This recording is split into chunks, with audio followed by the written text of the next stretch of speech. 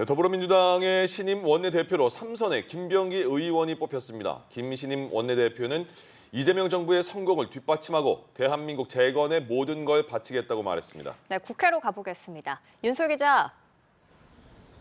네, 국회입니다. 집권 여당이 된 더불어민주당의 원내대표로 3선 김병기 의원이 뽑혔습니다. 김 원내대표는 오후 2시 이곳 본청에서 열린 의원총회에서 4선 서영교 의원을 꺾고 원내 사령탑 자리에 올랐습니다. 득표율은 선관위 결정에 따라 공개되지 않았습니다.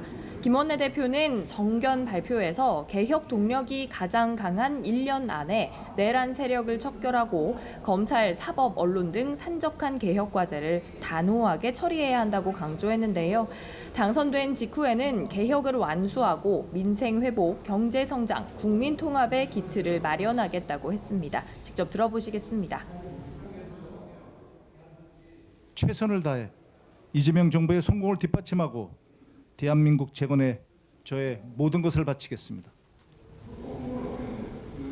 김 원내대표는 당선 직후 원내수석부대표, 원내정책수석부대표를 제일 먼저 임명해야 할 것 같다고 밝혔는데요. 재선 문진석, 허영 의원의 이름이 거론되고 있습니다. 민주당은 조직 정비를 마치는 대로 당장 눈앞에 있는 추경안 처리와 거부권으로 돌아온 법안 등 이 과제들에 속도를 낼 거로 보입니다. 네, 국민의힘도 차기 원내대표 선거가 본격적으로 시작되죠. 그렇습니다. 국민의힘은 내일부터 후보자 등록을 시작하고 오는 16일에 최종 선출이 이뤄집니다. 현재까지 3선 김성원, 송원석 의원이 출마 의사를 밝히면서 2파전 양상으로 굳어지는 모습입니다. 김 의원은 수도권 지역구인 만큼 수도권을 대표하는 새로운 인물이 보수 재건을 이끌어야 하는 시점이라며 출사표를 냈고요. TK를 기반으로 하는 송 의원은 경제, 재정 분야의 정책 전문성을 바탕으로 당의 변화와 쇄신을 이끌 든든한 밑거름이 되겠다고 밝혔습니다. 지역과 계파가 다른 두 후보 간의 대결로 이번 원내대표 선거가 치러지게 되면서 향후 당권의 지형을 미리 가늠해보는 시험대가 될 거란 해석도 나오는데요. 일단 대선 패배의 여파와 당내 갈등의 골을 수습해야 하는 과제가 중요한 만큼 두 의원은 나란히 계파를 대리하지 않는다고 강조하고 있습니다. 네, 현안도 짚어보죠. 윤솔 기자, 간밤에 이재명 대통령이 특검을 임명했고 오전에는 오광수 민정수석의 사퇴가 있었는데 여야의 반응은 어떻습니까? 네, 여야 반응 극명하게 엇갈립니다. 민주당 김병주 최고위원은 이 대통령의 특검 임명을 놓고 환영의 뜻을 밝혔는데요. 직접 들어보시겠습니다.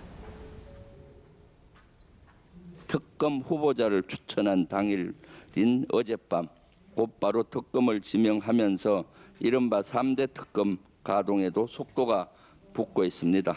이번 특검 지명이 국민의 기대에 부응하고 진실을 밝히는 데 큰 역할을 할 것이라고 확신합니다.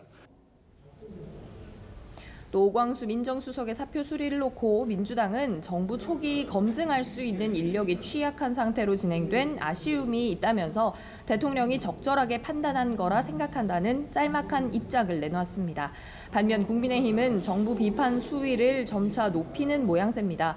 박형수 원내수석 부대표는 이 대통령의 특검 임명을 놓고 인선부터 정권의 입맛에 맞는 편향성이 드러난다며 정치 보복이라고 규정했습니다. 또 오 수석의 사의 표명을 놓고는 이재명 정부를 향해 도덕성 제로 정권이라고 비판했습니다. 직접 확인하시겠습니다. 대통령은 음주운전 등 전과사범, 비서실장은 무면허 운전, 민정수석은 차명재산, 이재명 정권은 이미 그 시작부터 도덕성이 땅에 떨어진 정권입니다. 국민의힘은 제1야당으로서 인사청문회를 통해 날카로운 인사검증을 진행하겠습니다. 또 김용태 비상대책위원장 역시 별도의 기자회견을 열고 이 대통령의 대북 송금 사건을 두고 국민들이 공직수행 관련 범죄가 유죄인지 무죄인지 알 권리가 있다면서 재판을 맡은 수원지법을 향해 지혜로운 판단을 내려달라고 밝혔습니다. 지금까지 국회에서 연합뉴스TV 윤솔입니다.